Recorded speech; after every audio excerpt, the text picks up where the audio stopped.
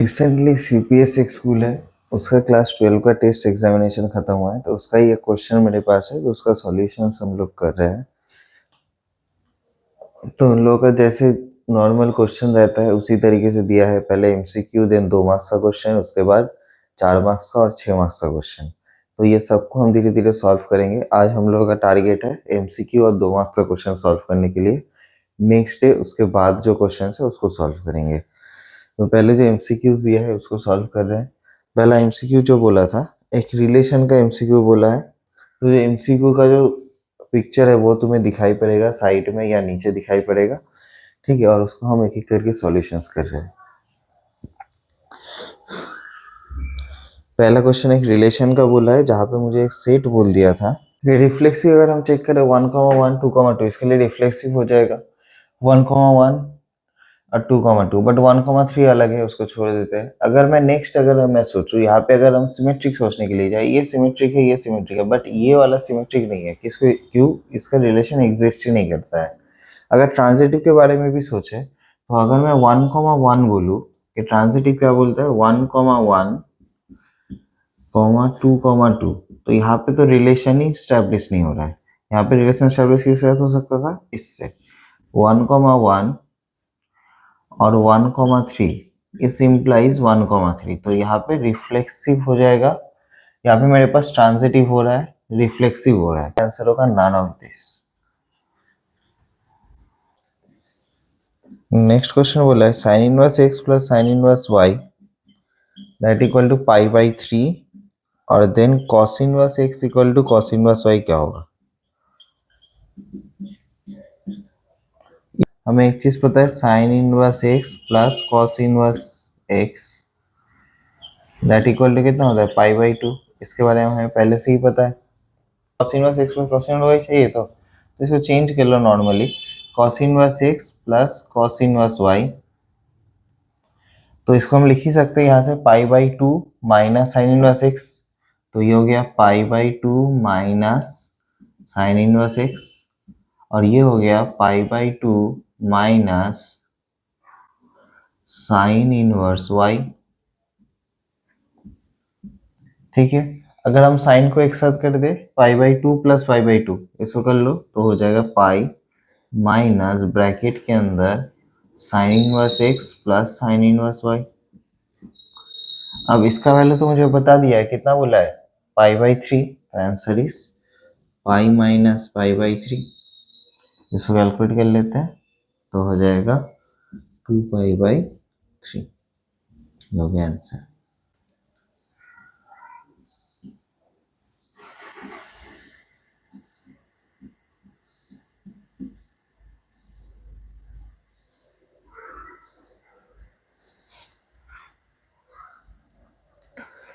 ये मेरे पास इंटीग्रेशन है, इसको हम ऐसे लिख सकते हैं। अब 2x जो है उसको हम t पकड़ लेते हैं, तो क्या होगा? dt equal to 2x log 2 dx।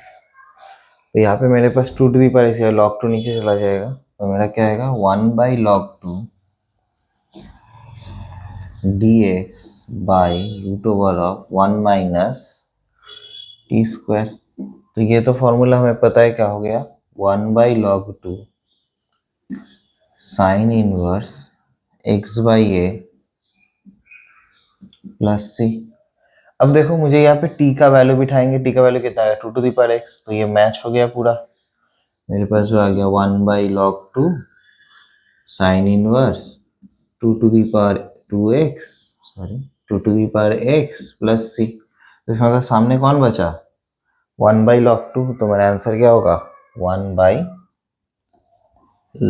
2। यहाँ पे रूट है, तो पहले चीज हम स्क्वायर करेंगे बोथ साइड में, क्योंकि ये रूट ये सब नहीं रखते हैं। तो ये स्क्वायर करेंगे बोथ साइड में, क्या होगा? 1 प्लस dy/dx का whole square to the power 3 equal to d square y/dx square का होल स्क्वायर। ये हो गया। अब हमें पता है कि डिग्री निकालने बोला है, तो डिग्री क्या होता है? डिग्री होता है सबसे ज्यादा जो ऑर्डर होता है उसके ऊपर जो पावर होता है उसको हम बोलते हैं क्या? डिग्री। तो यहाँ पे पावर कितना आ रहा है? 2, तो डिग्री इक्वल टू कितना होगा? 2। यहाँ पे एक मैट्रिक्स बोला है, बोला ये मैट्रिक्स कैसा मैट्रिक्स होगा। ये मैट्रिक्स देख के लग रहा है अगर इसको हम ट्रांसपोज करें, ए इक्वल टू ए ट्रांसपोज होगा ना, अगर इसको ही हम ट्रांसपोज करें तो ए इक्वल टू ए ट्रांसपोज होगा। मैट्रिक्स देख के ही पता चल रहा है। अगर ए इक्वल टू ए ट्रांसपोज हुआ दैट मीन्स क्या है, this is a symmetric matrix. 3x3 matrix है जहाँ पे ए स्क्वायर इक्वल टू ए होता है और मॉड्यूलस ऑफ ए मतलब determinant of A this is 5। तो बोला है 2 इंटू ए ट्रांसपोज, इसका डिटरमिनेंट कितना होगा। तो पहले एक काम करते हैं, जो एक हम पकड़ लेते हैं कि किस तरीके का मैट्रिक्स हम सोच सकते हैं कि ए इक्वल टू जो मैट्रिक्स है उसको हम पकड़ लेते हैं ऐसे कुछ।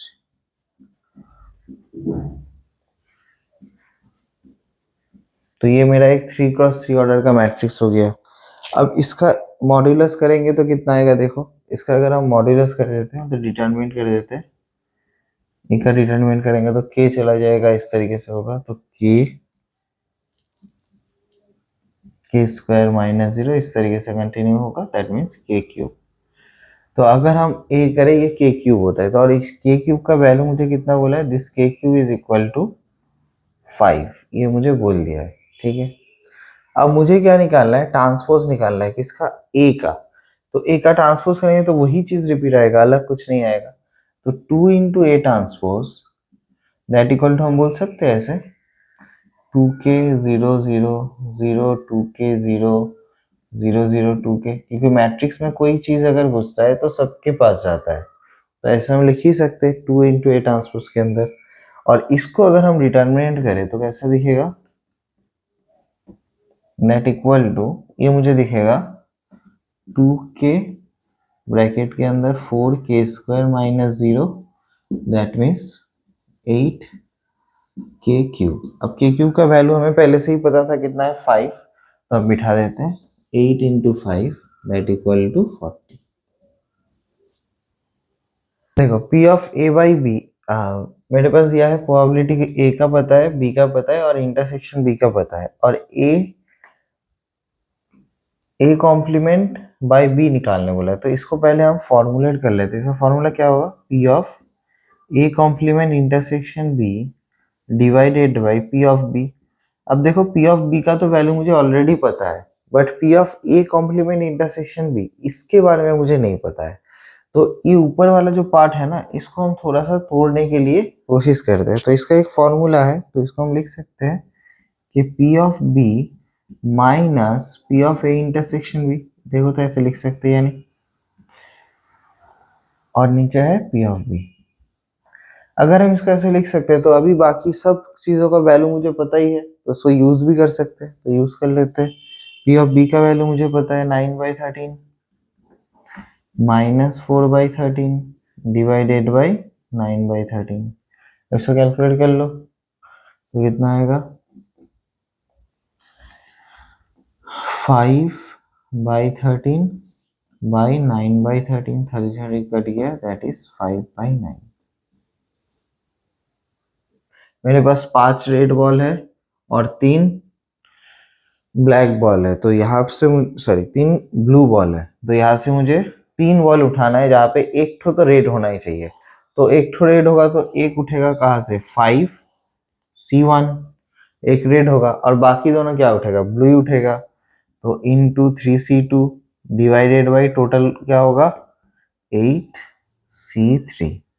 अब इसको थोड़ा कैलकुलेट कर लो, 5C1 मतलब 5 होता है, 5C2 मतलब 3 इंटू 2 डिवाइडेड बाई 2 फैक्टोरियल मतलब 3 डिवाइडेड बाई 8C3 मतलब 8 7 6 डिवाइडेड बाई 3 फैक्टोरियल 6 का दिया। तो यहाँ पे मेरे पास क्या बच रहा है 15/56 बोल दिया है।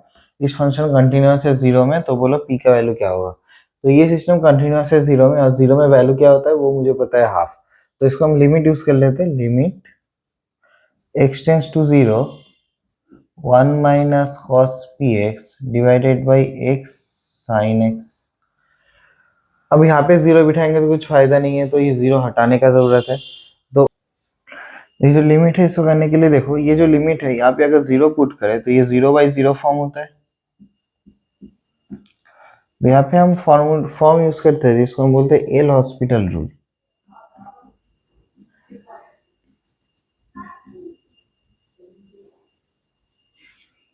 अगर मेरे पास कोई एक इक्वेशन 0/0 फॉर्म में हुआ, हेलो हेलो, हाँ बोल, हाँ बोल।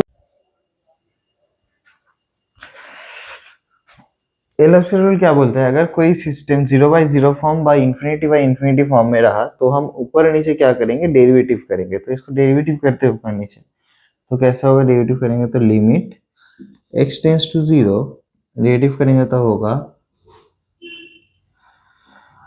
cos x होता है माइनस साइन x, तो साइन px, यहाँ पे एक p बाई ये होगा u इंटू वी, तो x को रखिए साइन का डेरिवेटिव cos x, देन ठीक है। अब देखो यहाँ पे अगर हम वैल्यू बिठाएंगे तो फिर भी यहाँ पे 0/0 फॉर्म ही आ रहा है, तो इसको हम और एक बार डेरिवेटिव कर लेते हैं, क्योंकि इसमें भी फिर से 0/0 फॉर्म आ रहा है। जब तक 0/0 फॉर्म आता है तब तक हम इसमें डेरिवेटिव करते हैं। ठीक है, तो 0/0 फॉर्म आया तो कैसे करेंगे, limit x tends to 0 p square cos px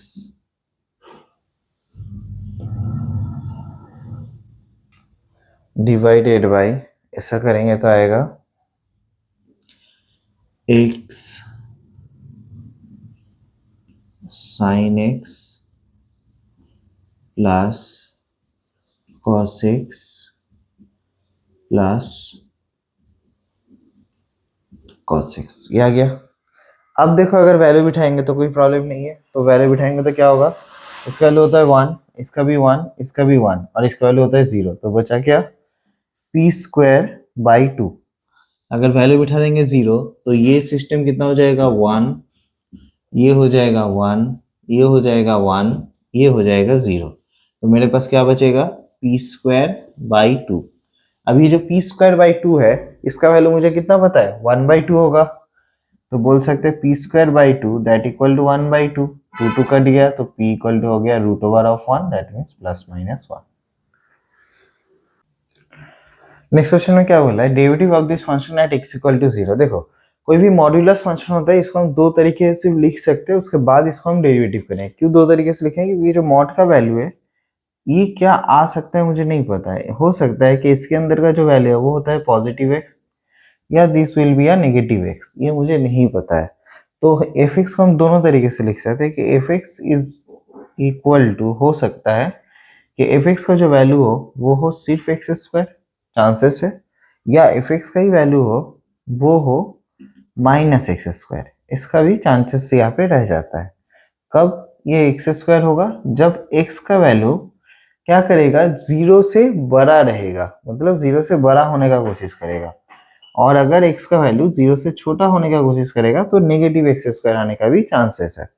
तो ये दो तरीके का चांसेस यहाँ पे दिखाई दे रहा है, तो दोनों तरीके से हम डेरिवेटिव कर लेते हैं। तो इसका डेरिवेटिव कितना आएगा, इसका पहले वाले का डेरिवेटिव आएगा मेरे पास 2x, दूसरे वाले का डेरिवेटिव आएगा -2x -2। अब दोनों में ही अगर तुम x का वैल्यू 0 बिठा दो तो कितना मिलेगा, दोनों में ही 0 ही मिलेगा, तो मेरा आंसर हो गया 0। ये क्वेश्चन दिया है जहाँ पे रिलेशन बोल दिया और ये बोल दिया। देखो ये मेरे पास रिफ्लेक्सिव दिखाई दे रहा है, यहाँ पे देखो सिमेट्रिक, अगर देखे ए बी बी ए तो सिमेट्रिक हुआ। अगर मैं यहाँ पे ए सी सोचूं तो मेरे पास एक सी ए होना चाहिए, बट ये जो सी ए है यहाँ पे तो मिसिंग है, तो यहाँ पे सिमेट्रिक नहीं होगा। अगर ट्रांजिटिव देखे तो ट्रांजिटिव यहाँ पे हो जाएगा। तो एक चीज हम बोलेंगे कि रिफ्लेक्सिव सिमेट्रिक, सिर्फ ये रिफ्लेक्सिव हो रहा है, सिमेट्रिक नहीं हो रहा है, तो हम बोलेंगे ये सिर्फ 2 वाला ही ट्रू है। पहला वाला जो बोला है इक्विवेलेंट रिलेशन, दो मेरे पास ऐसा रीजनिंग बोला था, एक बोला था इक्विवेलेंट रिलेशन और एक बोला था सिमेट्रिक नहीं है। R is an equivalent relation और बोला है R is not a symmetric relation on A। तो यहाँ पे सिर्फ रीजन ट्रू, स्टेटमेंट ट्रू हो रहा है, स्टेटमेंट 1 फॉल्स है। मेरे पास एक कॉन्सेप्ट है कि 1-to-1 मैपिंग और 1-to-1 मैपिंग के लिए एक चीज जरूरत होता है कि इसका इमेज एग्जिस्ट होना चाहिए, इसको हम 1 to 1 बोलते हैं। इमेज कहाँ पे एग्जिस्ट होना चाहिए, मेरे पास जो नेक्स्ट सेट है ए सेट के अंदर बी सेट में इसका हर एक इमेज एग्जिस्ट होना चाहिए, ये कंडीशन रहता है। और अगर मैं उल्टा सोचूं तो ऑन टू में क्या कंडीशन रहता है, इसका हर एक का बी का हर एक का पी इमेज एग्जिस्टेंस होना चाहिए हर एक एलिमेंट का। देखो ऑन टू और ऑन टू वन ये जो रिलेशन बोल रहा है, ये दोनों अगर एक साथ मुझे करवाना है तो मुझे N of A equal to N of B ये होना कंपलसरी है। N of A equal to N of B, अगर ये नहीं हुआ, यहाँ पे क्या है चेंजेस है, N of A is less than of N of B, तो यहाँ पे हो सकता है 1 to 1 रिलेशन कंप्लीट कर ले, बट ऑन टू रिलेशन कभी भी कंप्लीट नहीं होगा। तो अगर 1 to 1 एंड ऑन टू ये दोनों का एक साथ मुझे बोले कि नंबर ऑफ कितना सारा रिलेशन हो सकता है, तो यहाँ पे रिलेशन एग्जिस्ट ही नहीं कर सकता, तो number of relation is equal to 0। Onto and 1 to 1 में मेरा number of relation is equal to 0। तो क्या करते हैं, मेरे पास जो गिवन है 3x3 का एक मैट्रिक्स है जिसका ए स्क्वायर इक्वल टू 2a होता है, तो डिटरमिनेंट ऑफ ए निकालना है। तो हम एक काम करते हैं, ये जो ए स्क्वायर है ये दोनों साइड में मैं डिटरमिनेंट ले लेता हूँ, ठीक है। अब ए स्क्वायर को हम ऐसे लिख सकते हैं। अब यहाँ पे जो मेरे पास 2 है, इसको अगर 2 कॉमन लेंगे, अच्छे से देखो डिटरमिनेंट में जब भी कोई चीज कॉमन जाता है वो हर एक रो या हर एक कलम से जाता है। तो अगर मैं कलम से 2 कॉमन लूं तो 3 कलम से 2 कॉमन जाएगा, दैट मीन्स अल्टीमेटली जो वैल्यू आएगा दिस इज 8। तो यहाँ पे हम लिख सकते हैं 8 इंटू डिटरमिनेंट ऑफ ए। और यहाँ पे अगर दो डिटरमिनेंट ऐसे लिखा है मल्टीप्लाई में, तो इसको हम चाहे तो ऐसे लिख ही सकते हैं।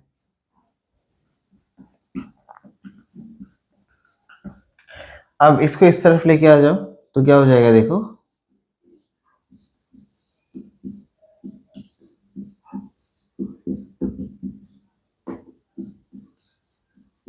तो ए यहाँ पे कॉमन ले लेते हैं,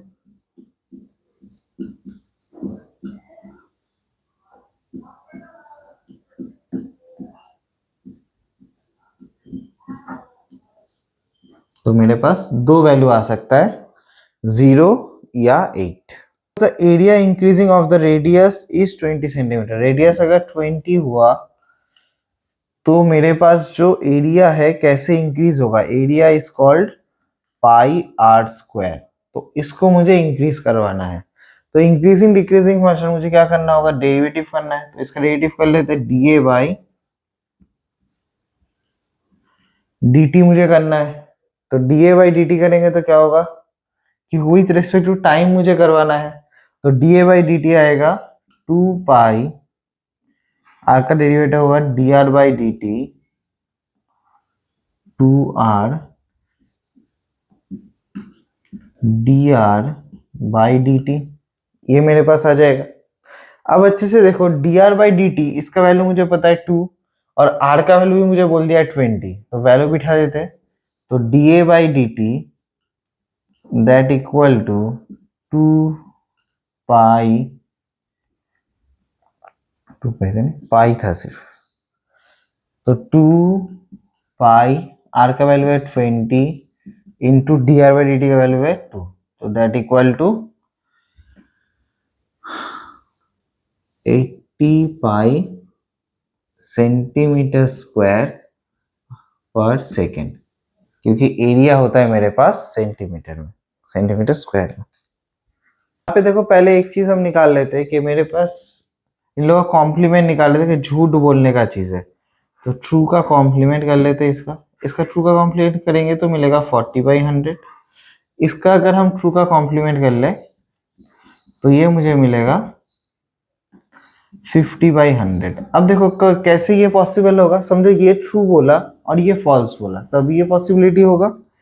ये ट्रू बोला, ये फॉल्स बोला और ये ट्रू बोला, तब ये पॉसिबिलिटी आएगा। तो मेरे पास जो अरेंजमेंट होगा पूरा इसका डिस्ट्रीब्यूशन बनेगा कैसा कि पहले इसने ट्रू बोला कि कॉन्ट्राडिक्ट होना चाहिए और इसने फॉल्स बोला। अगर दोनों ही फॉल्स बोलेगा तो दोनों सेम स्टेटमेंट बोलेगा, अपने आप को कॉन्ट्राडिक्ट नहीं करेगा, ठीक है। तो उसको मुझे इंक्लूड नहीं करवाना है, मुझे इंक्लूड उन लोगों को करवाना है जब ये सच बोल रहा है ये झूठ, ये सच बोल रहा है ये झूठ। तो यहाँ पे हो गया, नेक्स्ट हो जाएगा 40/100 इंटू 50/100। तो इसको हम कैलकुलेट कर लेते हैं।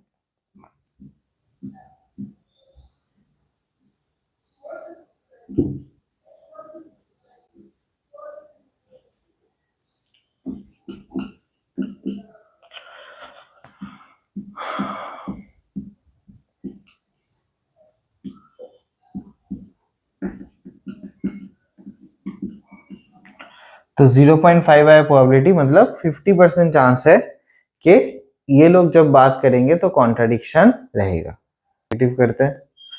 यहाँ पे मुझे प्रूफ करने बोला है कि d y by d x equal to ये होगा, तो इसको नॉर्मली हम डेरिवेटिव करते हैं। लॉग एक्स का डेरिवेटिव क्या होता है? 1/x, तो हो जाएगा 1/x² plus y² into 2x plus 2y dy/dx equal to 2 into time से डेरिवेटिव होता है 1/1 प्लस x², तो 1/1 प्लस y²/x²।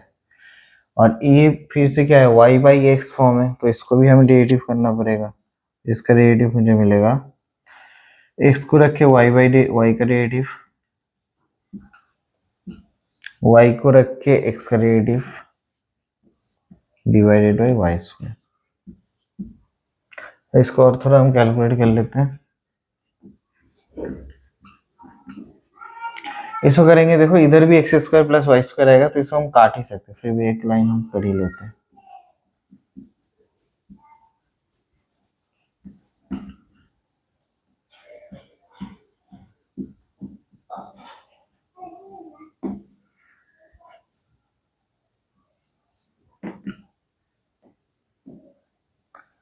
और यहाँ पे जो x² है ये भी कट जाएगा।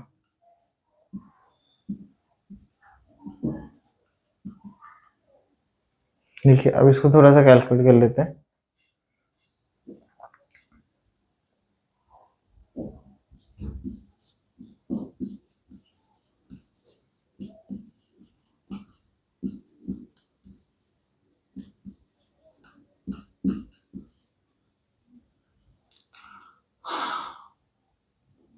तो यहाँ पे हम 2 भी कॉमन लेके काट सकते हैं, तो dy/dx मेरे पास आ जाएगा। तो इस तरफ आएगा x, तो मेरे पास y माइनस एक्स हो जाएगा। x माइनस वाई चाहिए, तो y को इस तरफ भेज दो, तो x माइनस वाई हो गया। इस y को इस तरफ लेके आओ, तो x प्लस वाई हो गया। तो मेरे पास आंसर क्या आ जाएगा? x plus y by x minus y. हो गया प्रूफ। कि कहाँ पे ये स्ट्रिक्टली इंक्रीजिंग होगा वो मुझे बताओ। तो स्ट्रिक्टली इंक्रीजिंग के लिए हमें क्या पता है? कोई भी चीज इंक्रीजिंग फंक्शन, उसके लिए मुझे क्या करना होता है? dy/dx that greater than 0। इसको अगर सेटिस्फाई करवाएंगे तो होता है वो इंक्रीजिंग फंक्शन। तो इस फंक्शन को पहले हम dy/dx निकाल लेते हैं। तो f' इक्वल टू इसका क्या आएगा? 2/x -2, और -2 होने के लिए एक माइनस हो जाएगा और 0 हो जाएगा। देख, इसका करेंगे -2x प्लस 4। ये मेरे पास हो गया सिस्टम। अब इसको हम करेंगे ग्रेटर देन 0, तो हम बोलेंगे 2/x -2 plus 4 that greater than 0। अब इसको हम थोड़ा सा सॉल्व करके x का कुछ ना कुछ वैल्यू निकाल पाएंगे। जो x का वैल्यू निकाल पाएंगे वही इसका रेंज होगा, जहाँ पे ये सिस्टम, ये फंक्शन क्या होता है? इंक्रीजिंग होता है। तो करते हैं यहाँ पे, कहाँ पे ये इंक्रीजिंग होता है? यहाँ से 2 कॉमन ले लो, तो क्या हो जाएगा? 2 कॉमन लेके 0 बना देते हैं।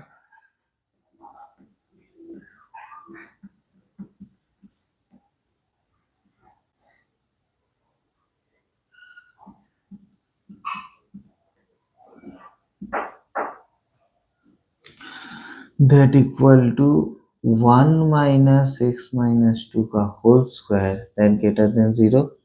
ये उस तरफ जाएगा, 0 हो जाएगा। तो यहाँ से मुझे मिल जाएगा x -2 का होल स्क्वायर। इसको तोड़ सकते हो तो कर लो।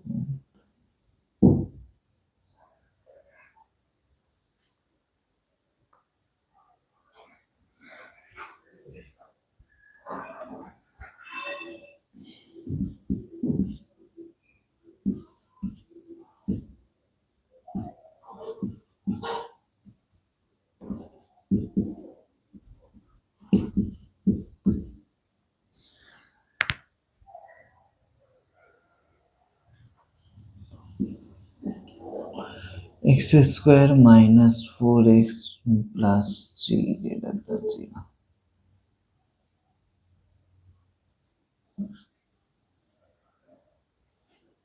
यहाँ पे मैंने क्या किया, x square minus x square था, माइनस कॉमन ले लिया, यहाँ पे 4x था माइनस 4x हुआ, ये होता माइनस 3x और प्लस 3x हो प्लस 3 हो गया, और यहाँ पे माइनस था इसलिए साइन का चेंज करके लेस देन साइन कर दिए।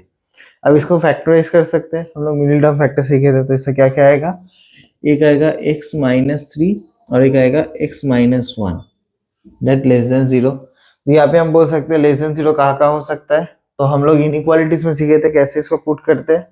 इसका रिलेशन देख लो कि 1 और 3 के बीच में इसका वैल्यू आएगा, तो 1 की इस तरफ से अगर वैल्यू देखोगे 1 से छोटा कुछ बिठा के देखो, 0 बिठाओ, सिस्टम आएगा पॉजिटिव, यहाँ पे बिठाओगे तो सिस्टम आएगा नेगेटिव, यहाँ पे बिठाओगे सिस्टम आएगा पॉजिटिव। तो कहाँ पे रिलेशन आ रहा है, तो 1 से 3 के बीच में ओपन इंटरवल ऑफ 1 से 3, जहाँ पे ये सिस्टम क्या हो रहा है, इंक्रीजिंग।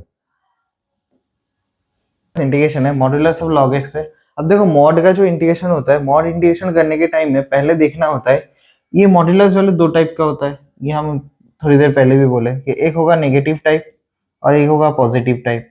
तो मुझे पहले देखना है कि कौन सा पोजीशन में ये पॉजिटिव टाइप या कौन सा पोजीशन में ये नेगेटिव टाइप आता है। अगर हम माइनस वन बाई ई को अगर बिठाएंगे तो इसका वैल्यू नेगेटिव ही आएगा, क्योंकि लॉग ऑफ 1 बाई ई, इसको हम ऐसे लिखेंगे log of e to the power minus 1, तो ये माइनस 1 सामने आएगा तो माइनस 1 लॉग ई, तो ये सिस्टम नेगेटिव ही आने वाला है। तो कहाँ तक ये नेगेटिव आने वाला है, तब तक नेगेटिव आएगा जब तक यहाँ पे देखो लॉग ई के जगह अगर मैं 1 बिठा दूं तो ये और नेगेटिव नहीं आएगा, क्योंकि लॉग 1 इक्वल टू 0। तो इसके बाद से वो पॉजिटिव आना स्टार्ट होगा। तो कहाँ से कहाँ तक नेगेटिव हो रहा है, यहाँ से 1 तक नेगेटिव हो रहा है, अब 1 से ई तक ये जो डिस्टेंस है वहां पे वो पॉजिटिव हो रहा है। तो इस तरीके से हम कोई मॉड्यूलस फंक्शन को तोड़ लेते हैं इंटीग्रेशन के टाइम में। तो कैसा दिखेगा इंटीग्रेशन, यहाँ पे मेरे पास नेगेटिव वाला पार्ट है, पहले नेगेटिव वाला पार्ट के लिए हम लिखेंगे माइनस लॉग एक्स dx, और यहाँ पे जो रेंज देंगे वो देंगे 1 बाई ई टू 1, ठीक है। अब नेक्स्ट वाले में हम लिखेंगे प्लस लॉग एक्स dx, यहाँ पे जो इंटीग्रेशन देंगे वो देंगे 1 से e तक। ये मेरे पास u है और एक v पकड़ लेंगे 1 को, तो यहाँ पे मेरे पास क्या आएगा, माइनस माइनस हम आगे कॉमन ले लेते हैं, तो आ गया x, डायरेक्ट कर लेते हैं x log x।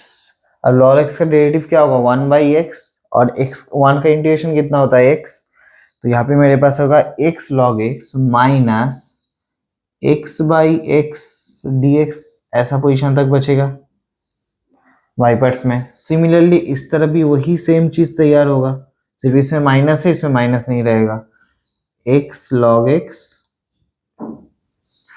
Minus x by x dx यहाँ तक ही रहेगा, ये बाई पार्ट्स कर रहे हैं पूरा। तो यहाँ पे क्या होगा, 1 1 चला गया तो सिर्फ x ही बचेगा, x कट के 1 हो जाएगा, x बचेगा, तो यहाँ पे मेरे पास आ जाएगा माइनस x log x, जहाँ पे हम वैल्यू बिठाएंगे माइनस x, वैल्यू है 1 बाई ई से 1 तक, और इधर जो वैल्यू बिठाएंगे वो भी वैल्यू है माइनस x, इसका वैल्यू है 1 से e तक। अब वैल्यू हम पुट कर देते हैं, उसके बाद देखते हैं upper limit minus lower limit. तो पहले हम अपर लिमिट बिठाते हैं 1, तो 1 log 1 कितना होता है 0, यहाँ पे होगा माइनस 1, और सामने एक माइनस है तो ये हो गया प्लस 1, नहीं तो हम माइनस को पहले रख देते हैं। नेक्स्ट हम अपर लिमिट बिठाए, लोअर लिमिट बिठाते हैं, लोअर लिमिट बिठाएंगे तो क्या होगा 1 by e, that means minus of 1 by e log of 1 by e, then यहाँ पे बिठाएंगे तो माइनस माइनस सामने आ जाए तो माइनस में से प्लस 1 बाई ई, और इधर हम तो इस वाले में हम लिमिट बिठाते हैं, अपर लिमिट कितना है ई, तो क्या आएगा ये वाला ई log ई माइनस ई, और यहाँ पे 1 बिठाएंगे तो माइनस हो जाएगा, तो माइनस ये होगा 0, और यहाँ पे अगर 1 बिठाएंगे तो ये होगा +1। अब ई लॉगी कितना होगा, ई लॉगी करेंगे तो ई आएगा यहाँ पे, तो कैसा दिखाई देगा, तो यहाँ पे हो गया मेरे पास -1 -1/e और सामने आ जाएगा तो ये हो जाएगा प्लस, और इस तरफ ये 1/e है तो +1/e, और इस तरफ मेरे पास बच रहा है कितना, e - +1, तो e कर दिया, और इस तरफ माइनस घुसा दिया तो क्या बचेगा देखो 1 और इसका एक 1, तो माइनस में +1 हो गया 2, और यहाँ पे मेरे पास बच गया -2/e, तो आंसर हो गया 2 कॉमन लेके 1 - 1/e, आंसर। देखो यहाँ पे मेरे पास बोला एक कर्व है, उसका एक पॉइंट में टेंजेंट है जो इसके साथ पैरेलल है, तो पैरेलल होता है तो एक चीज मुझे पता है, कोई लाइंस अगर पैरेलल है तो slopes are equal, m1 = m2। तो पहले हम क्या करते हैं, ये जो मेरे पास है इससे पहले हम लोग एक स्लोप निकाल लेते हैं। तो मेरे पास जो गिवन है इसको मैं y में सजा लेता हूँ, तो होगा y अगर करेंगे 2y उस तरफ भेजे तो y हो गया 7/2 प्लस x, ये हो गया। तो इसको अगर हम dy/dx करें तो क्या मिलेगा, dy/dx दैट इक्वल टू 1, और कुछ नहीं रहेगा। तो dy/dx मेरे पास आ गया 1। अब मुझे क्या करना है, जो मेरे पास कर्व था उसका भी dy/dx निकालते हैं। तो dy/dx इज इक्वल टू, ये किसका हो रहा है, इस कर्व का dy/dx कितना आएगा, 3x² प्लस a, ये हो गया dy/dx ऑफ दिस कर्व। अब ये जो कर्व है, ये कर्व कौन सा पॉइंट से पास कर रहा है, इस पॉइंट से पास कर रहा है। Now dy/dx at the point of 1, -6, इस पॉइंट में पास कर रहा है, तो ये पुट कर देते हैं, तो कैसा दिखेगा पुट करेंगे तो, ये हो गया 3 प्लस a, ये मेरे पास आ गया। अब देखो ये जो dy/dx है 3 प्लस है, ये किसके साथ इक्वल होना चाहिए, इस स्लोप के साथ इक्वल होना चाहिए एट दिस पॉइंट, क्योंकि बोला ये टेंजेंट उससे पैरेलल है। तो हम क्या बोल सकते हैं नाउ, तो dy/dx m1 = m2 that means 3 plus a that equal to 1, तो a इक्वल टू कितना हो गया -2, तो a का वैल्यू मुझे मिल गया -2। अब देखो ये जो मेन इक्वेशन है इसमें अगर मैं a का वैल्यू पुट कर दूं और जो पॉइंट से पास कर रहा है उसको भी मैं पुट कर दूं, तो मुझे क्या मिल जाएगा, और y का वैल्यू भी अगर पुट कर दूं तो मुझे b का वैल्यू मिल जाएगा कर्व से। तो हम बाकी चीजें पुट कर देते, from y = x³ plus ax plus b, क्योंकि और कहीं पे b नहीं है, सिर्फ इसी इक्वेशन में है, और ये इक्वेशन इस पॉइंट से पास कर रहा है, कंफर्म है, और a का वैल्यू -2 होगा, ये भी कंफर्म हो गया। तो पुट कर देते हैं वैल्यू, y मेरे पास है कितना -6 इक्वल टू x है मेरे पास 1, a मुझे मिल गया -2, -2 × 1 मतलब ये -2 ही हो गया, प्लस b, इसको थोड़ा कैलकुलेट कर लेते हैं, -1 तो उस तरफ जाएगा, तो b इक्वल टू हो गया -6 + 1 दैट मीन्स -5, तो b इक्वल टू मुझे मिल गया -5। तो a का वैल्यू मिला -2 और b का वैल्यू मिला -5। तो ये जो सम है इस समय हम लोग क्या करेंगे, लेट x = cos2θ, ये पकड़ लो। तो ये पूरा सिस्टम कैसा दिखेगा, इसको पहले डेरिवेटिव कर लेते हैं। dx = कितना हो जाएगा, cos2θ का डेरिवेटिव क्या होगा, -2 sin2θ dθ, ठीक है। तो इसको हम चेंज कर लेते हैं, तो पूरा इंटीग्रेशन अभी कैसा दिखेगा,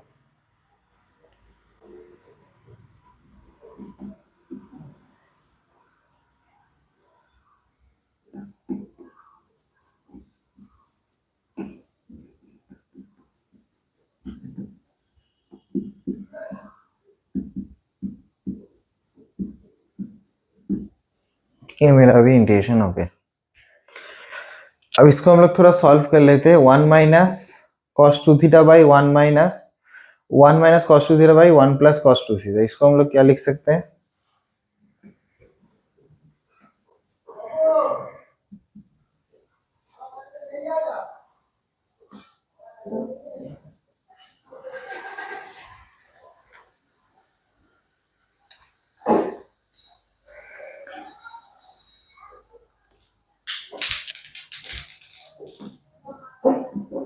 इसको हम लिख सकते हैं साइन स्क्वायर थीटा, बाई इसको हम लिख सकते हैं कॉस स्क्वायर थीटा, ये हो गया। और -2 को निकाल लेते हैं तो साइन 2 थीटा। देखो ये किसका फॉर्मूला है, इसका, ये मेरा फॉर्मूला है कॉस 2 थीटा का फॉर्मूला। साइन स्क्वायर थीटा -1 बेटा 1 1 कट गया और मेरे पास सिर्फ साइन स्क्वायर थीटा बचा। और यहाँ पे cos 2 थीटा का यहाँ पे हम 1 माइनस कॉस स्क्वायर थीटा बिठाए तो 1 1 कट गया, तो यहाँ पे ये बच गया। तो ये दोनों क्या होता है, tan लेके आएगा, तो ये सिस्टम क्या करेगा, tan इनवर्स और tan दोनों ही कैंसिल आउट हो गया। तो मेरे पास आ गया -2 थीटा साइन 2 थीटा। अब दिखाई दे रहा है यहाँ पे मुझे क्या करना होगा, बाई पार्ट्स करना है, तो बाई पार्ट्स कर लेते हैं। तो theta minus cos theta minus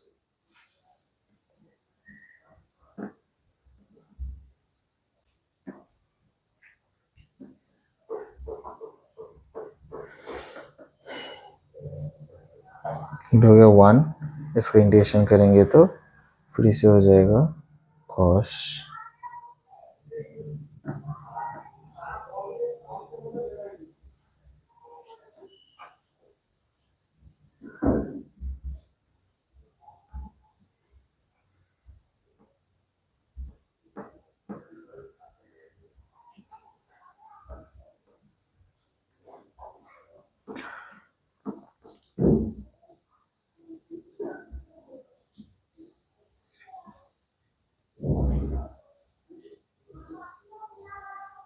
ये 2 को अंदर घुसा देते हैं तो मेरे पास आएगा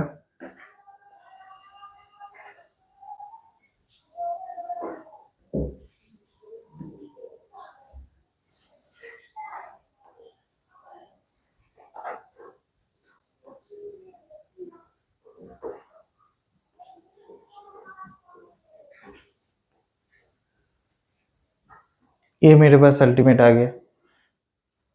अब मुझे क्या करना होगा, थीटा का वैल्यू पुट करना है। यार मुझे cos थीटा का वैल्यू, तो cos 2 थीटा का वैल्यू पता है x। तो अगर मैं यहाँ पे बोलूँ थीटा का वैल्यू कितना होगा, तो थीटा का वैल्यू होगा 2 थीटा इक्वल टू दिस, तो थीटा का वैल्यू होगा cos इनवर्स x बाई 2, ये हो गया थीटा का वैल्यू। और अगर मुझे साइन 2 थीटा का वैल्यू चाहिए, साइन 2 थीटा का वैल्यू क्या होगा, इसको हम लोग यूज कर सकते हैं by hypotenuse theorem, Pythagoras theorem use कर सकते हैं। तो ये है मेरे पास बेस बाय हाइपोटेनियस, तो this is root over of x square 1 square minus x square. तो अगर मैं यहाँ पे साइन 2 थीटा का बारे में बात करूं, sine 2 theta that equal to हम बोल सकते हैं x root over of 1 minus x square, ये हो जाएगा साइन 2 थीटा का वैल्यू, जो हम यहाँ पे पुट कर देंगे। वैल्यू पुट कर देते हैं तो थीटा का वैल्यू मुझे क्या मिल गया, cos inverse x by 2 into 2 theta का वैल्यू मुझे मिल गया x, तो x into cos inverse x by 2 minus 1 by 2, ये हो गया साइन इनवर्स 2 थीटा का वैल्यू मुझे मिल गया root over of 1 minus x square plus c. तो ये मेरा हो गया आंसर।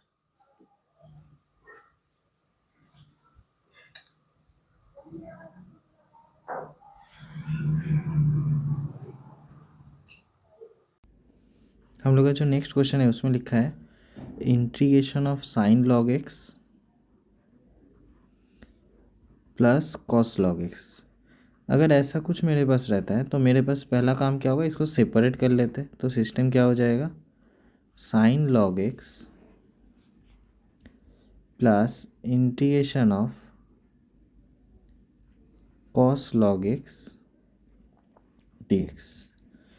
अब इसके आगे हम काम करते हैं, यहाँ पे जो log x है इसको हम लोग t पकड़ लेते हैं। अगर log x t पकड़े तो क्या होगा, 1/x dx इक्वल टू हो जाएगा dt। तो मेरे पास जहाँ पर भी dx था उस जगह को मैं क्या लिख दूंगा कि x dt इक्वल टू मेरे पास हो गया dx, तो dx के जगह पे ये रिप्लेस हो जाएगा। ठीक है, नेक्स्ट अगर मैं देखूँ x का वैल्यू कितना होगा, तो x का वैल्यू आता है देखो e to the power t, ऐसा हो जाएगा। तो मेरा जो भी सिस्टम ऑफ इक्वेशन जैसा था वो कैसा चेंज हो जाएगा, इंटीग्रेशन ऑफ x का जगह आ गया e to the power t, हो गया साइन लॉग x की जगह आ गया मेरे पास t यहाँ पे मेरे पास आ गया टी और यहाँ पे हो गया plus integration of e to the power t cos t d T.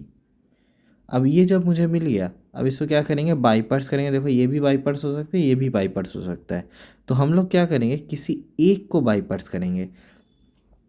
तो हम किसी एक को बाई पार्ट्स करते हैं, तो हम ये कॉस को बाई पार्ट्स करते हैं, इसको रख देते हैं। तो कैसा होगा, e to the power t sine t d t. अगर कॉस को अगर बाई पार्ट्स करें तो क्या होगा, e to the power t को मैंने ऐसे रख दिया, तो इसका होगा e to the power t sine t. ठीक है, इसका इंटीग्रेशन हुआ।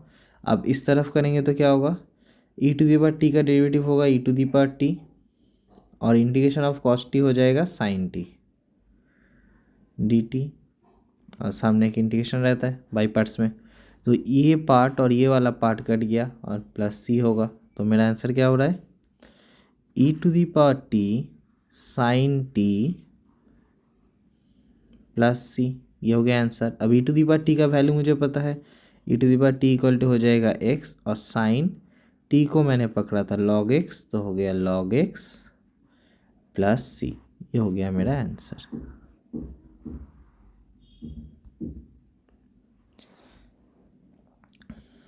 तो पूरा सम ये हो गया मेरा पूरा सम। जो हम लोग क्वेश्चन कर रहे हैं वो क्वेश्चन है ये वाला क्वेश्चन। क्या लिखा है, साइन tan इनवर्स 2/3 और कॉस tan इनवर्स √3, इसको मुझे कैलकुलेट करना है। तो एक काम करते हैं, देखो tan इनवर्स √3 को भी हम चेंज कर सकते हैं, इसको भी हम चेंज कर सकते हैं, या tan इनवर्स √3 को तुम चाहो तो कन्वर्ट कर ले सकते हो किस में, कॉस में। ये इजी हो जाएगा। तो इसको हम नॉर्मली कॉस में कन्वर्ट करेंगे, कैसे, पाइथागोरस थ्योरम यूज़ करके। tan मतलब क्या होता है, हाइट बाई बेस, तो √3/1। तो अगर हम हाइपोटेनियस निकालने जाएंगे तो क्या होगा, √3 का स्क्वायर प्लस 1 का square, that means √4, that equal to 2। तो ये वाला 2 हो गया। तो मेरे पास ये जो सेकेंड वाला पार्ट है उसमें क्या हो जाएगा, कॉस हो जाएगा, tan की यहाँ पे हम लिख सकते हैं कॉस इनवर्स 1/2। ये पार्ट हो गया। अब ये 2 tan थीटा है, तो 2 tan थीटा को हम एक काम करते हैं, इसको हम फॉर्मूलेट कर लेते हैं कि 2 tan थीटा का साइन का एक फार्मूला था, उसमें हम यूज़ कर लेते हैं। तो इसको लिखते हैं sine inverse 2 theta by 1 plus 2 theta, इसको हम कर लेते हैं 1 plus a b 1 plus a square. तो ये वाला फार्मूला हो गया। कौन सा फार्मूला था, एक बार इसको डिस्कस कर लेते हैं। तो formula is 2 tan inverse x equal to sine inverse 2x by 1 plus x square, जिसको हम लोग यहाँ पे अप्लाई किए। ठीक है, तो ये मेरा फार्मूला हो गया। तो अब इसको थोड़ा सा कैलकुलेट कर लेते हैं। तो क्या हो जाएगा, साइन इंटू ये वाला आ जाएगा मेरे पास साइन इनवर्स, इसको कैलकुलेट करते हैं। ऊपर में 4 होगा, 3 से 9, ये कट जाएगा। तो यहाँ पे होगा 4/3, ये ऊपर कैलकुलेट हो जाएगा, तो 4 3 12 हो जाएगा। तो इसको हम डायरेक्ट कर लेते हैं। यहाँ पे 9 3 3 कटेगा, यहाँ पे एक 3 बचेगा, ऊपर मल्टीप्लाई होगा, हो गया 12 बाई, इस तरफ बचेगा 9 1 से 9 13, तो 12/13 प्लस ये जो cos into cos inverse x है, इसको लिख लेते हैं। नेक्स्ट लाइन में हम इसको सब चेंज कर देंगे। ठीक है, अब इसको हम लोग वैल्यू यूज़ कर लेते हैं। तो हो गया ये 12/13 और इसका वैल्यू हो गया मेरे पास 1/2। तो दोनों का प्लस कर लेते हैं, हो जाएगा 37/26। ये हो गया मेरा आंसर। देख लो पूरा सम एक बार।